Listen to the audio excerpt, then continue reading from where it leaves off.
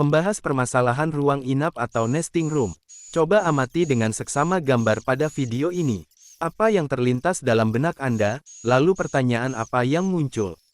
Gambar ini kami ambil di lantai dasar nesting room, pukul 10 saat koloni burung walet keluar mencari makan. Sekurangnya ada 9 poin pada gambar tersebut yang bisa kita diskusikan, yaitu 1. Jarak antar papan sirip. 2. Fungsi seng aluminium untuk lapisan plafon. 3. Tentang formasi sirip lajur. 4. Berapa usia RBW tersebut? 5. Bagaimana pola panen yang dilakukan? 6. Bagaimana agar sarang bersih? 7. Berapa tinggi ruangan? 8. Berapa angka kelembapan ruangan? 9. Tentang kebersihan lantai dari kotoran. Silahkan Anda cermati ulang gambar di video ini. Mungkin Anda bisa menambahkan poin selanjutnya. Kita akan memulai dari poin pertama, yaitu jarak papan sirip yang tampak pada gambar tersebut. Berapa jarak antar papan siripnya? Sekitar 20 cm. Pada umumnya jarak antar papan sirip 40 cm. Pada awal RBW dibangun, memang jarak antar papan sirip 40 cm. Namun dalam perkembangannya populasi burung walet semakin padat. Kapling di papan sirip mulai habis. Untuk menambah kapling baru, maka cara cerdas dan murah dengan cara menambah papan sirip baru di tengah sirip yang sudah ada. Jadi semula jarak papan sirip 40 cm. Setelah dipasang sirip baru maka jarak antar papan sirip jadi kurang lebih 20 cm. Apakah jarak tersebut tidak sempit? Tidak. Jarak antar papan sirip 20 cm bagi burung walet masih mudah untuk membuat sarangnya. Apakah saat pemasangan papan sirip baru, tidak mengganggu burung walet yang sudah bersarang di papan sirip lama? Tidak. Bagaimana teknisnya? Harus dilakukan secara bertahap. Apakah burung walet tidak kabur? Kuncinya, burung walet jangan sampai terganggu. Maka waktu pengerjaan penambahan papan sirip juga menjadi pertimbangan penting. Pemasangan papan sirip baru dikerjakan antara pukul 9 pagi sampai jam 1 siang, di saat burung walet sedang keluar bangunan mencari makan. Dipanen sarangnya pun burung walet tidak kabur asalkan dilakukan secara benar. Apakah cara ini bisa mengembangkan kapasitas produksi secara murah dibanding jika memperluas bangunan? Iya, daripada membangun rumah burung walet baru di sebelah rumah burung walet lama, tentu lebih praktis dan murah biaya dengan cara memasang sirip baru di sebelah sirip lama.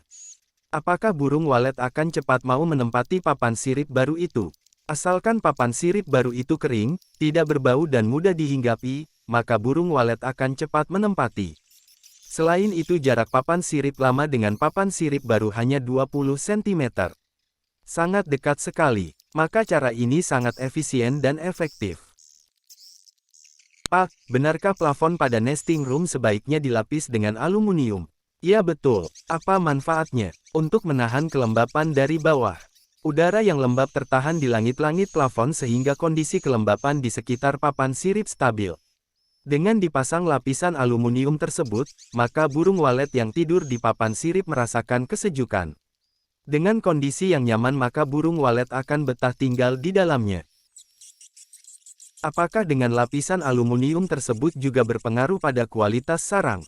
Tentu saja, karena kelembapan di sekitar sirip sesuai, maka saat induk walet membangun sarang, liurnya tidak cepat kering.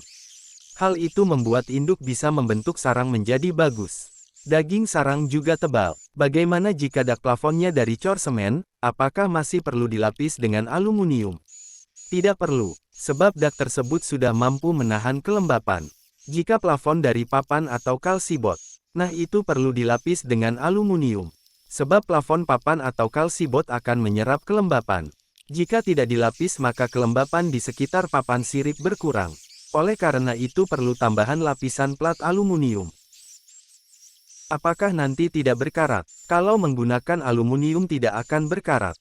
Namun jika lapisan menggunakan bahan seng, bisa berkarat.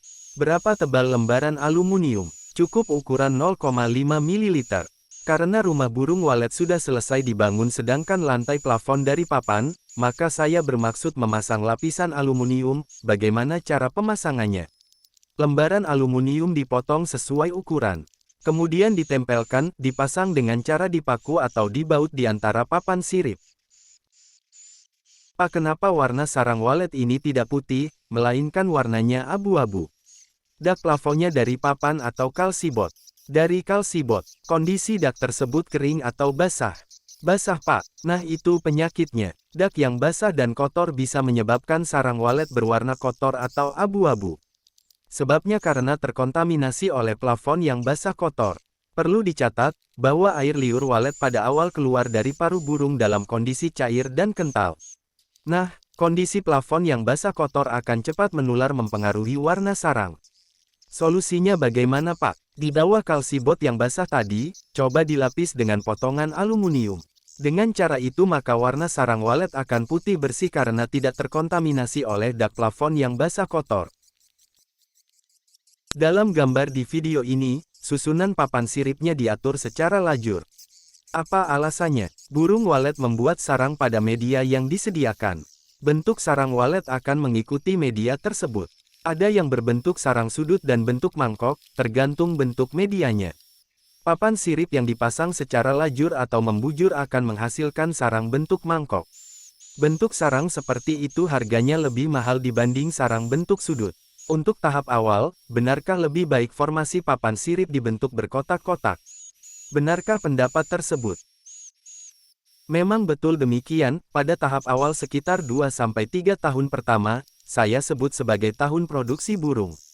Di tahun awal ini utamakan untuk memperbanyak populasi burung walet terlebih dahulu. Karena itu formasi papan siripnya diatur secara berkotak-kotak. Ini dengan tujuan agar banyak tempat bersudut yang disukai dan dipilih oleh burung walet muda dalam membuat sarang. Fokusnya, populasi burung walet berkembang dulu dengan baik. Biarpun dari segi bentuk sarangnya sudut, dan harganya juga lebih rendah dibanding sarang bentuk mangkok, tidak masalah. Kapan formasi papan sirip dirubah, agar sarang tidak banyak yang bentuk sudut? Setelah jumlah sarang mulai di atas 200 atau 300 sarang, secara bertahap formasi papan sirip yang semula berkotak-kotak mulai diambil sekat papan sehingga formasi berbentuk lajur. Dengan demikian tempat sudut di papan sirip berangsur mulai berkurang. Tentu pekerjaan itu dilakukan secara hati-hati dan bertahap. Apakah burung walet tidak bingung ketika sebelumnya ia bersarang di tempat sudut kemudian berubah di sirip lajur? Asalkan dilakukan secara bertahap, kondisinya tetap aman. Burung walet tidak akan pindah ke bangunan lain.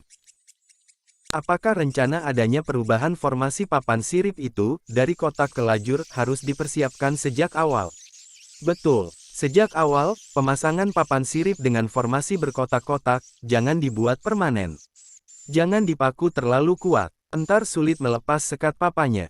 Apakah perbedaan harga antara sarang sudut dan sarang mangkok cukup besar? Iya cukup besar, selisihnya bisa mencapai 2 juta. Ada yang berpendapat, biarpun sarangnya 90% bentuk sudut, asalkan jumlahnya puluhan kilogram, uang yang ia terima juga sangat banyak. Jika hasil panen 90% sarang bentuknya mangkok, uang yang diterima lebih besar mana? Pada umumnya rumah burung walet yang sudah padat populasi akan muncul beberapa problem. Antara lain, 1. Saat dilakukan panen sarang pada populasi yang sudah padat, kadang terjadi telur dan anak walet jatuh. Ini disebabkan efek walet kaget karena ada orang masuk gedung. Karena itu agar koloni walet tidak mengalami kepanikan, 10 menit sebelum masuk rumah burung walet, audio harus di-off-kan. Tujuannya agar walet yang ada di dalam gedung, keluar terlebih dahulu. Ini untuk menghindari terjadinya korban karena efek burung walet terkejut. 2. Tata ruang masih tetap seperti pengaturan awal. Sebaiknya perlu diupdate atau memperluas bangunan. Mengapa? Karena jumlah penghuni semakin banyak. Tata ruang harus diperlonggar sehingga ruang putar walet menjadi leluasa. Tidak sedikit rumah burung walet yang sudah padat sarang tidak dilakukan update tata ruang. Mungkin karena tidak paham atau karena takut mengganggu koloni burung walet. Akibatnya produksi stagnan. 3. Kebersihan dalam rumah burung walet jarang dilakukan. Kotoran walet di lantai menumpuk hingga menimbulkan bau menyengat. Pemilik bangunan kadang malas untuk rutin membersihkan kotoran walet yang tiap hari terus bertambah karena banyaknya populasi walet. Akibatnya warna sarang tidak putih sebab terkontaminasi oleh uap amoniak. 4. Kadang instalasi audio lupa dicek bahkan dibiarkan saja. Misalnya ada beberapa Twitter inap yang rusak, ada kabel yang putus tapi dibiarkan atau menunda memperbaiki. 5. Kondisi suhu dan kelembapan juga kurang dihiraukan. Misal membiarkan bak air kering, atau kolam sudah kotor namun tidak segera dibersihkan. Beberapa hal di atas sering terjadi pada rumah burung walet lama. Terima kasih teman-teman kepada kalian yang telah menonton video ini. Jangan lupa tekan tombol subscribe-nya dan nyalakan notifikasinya untuk mendapatkan video-video budidaya burung walet.